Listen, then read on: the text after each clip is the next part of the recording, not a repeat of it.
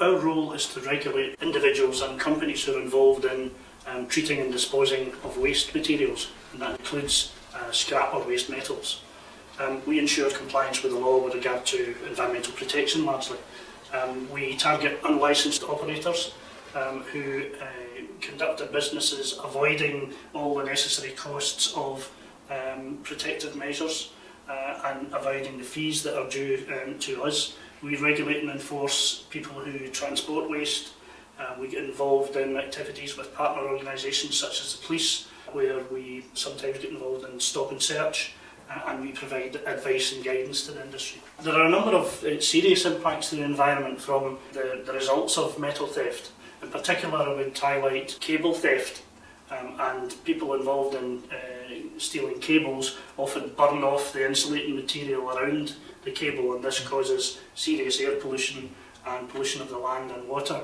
Burning of waste tyres is another good example where it's a highly polluting activity, and this is done to release the metal components in tyres. We've even had examples of metal components being stolen from sewage treatment works, and that has resulted in very serious pollution of the water environment and significant costs of clean-up moving on from that. Telecoms communication cables have been stolen, and that obviously impacts on communications for homes and internet connections, etc. And there's a problem of large-scale dumping. When an illegal dumping site involving the residues from metal theft, once that starts, it does attract other people to dump in the area, and it builds up over time, and it's very unsightly.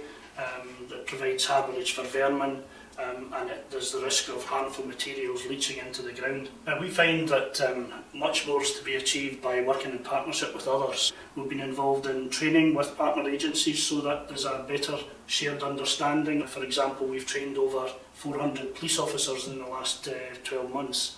We also get involved in working with the industry themselves, or the legitimate end of the industry, and we are working hard to shut down the illegal scrap metal channels that exist in the country. We've had a recent container which was supposed to contain waste electronic equipment being exported, and we found 50 compressed gas canisters in this.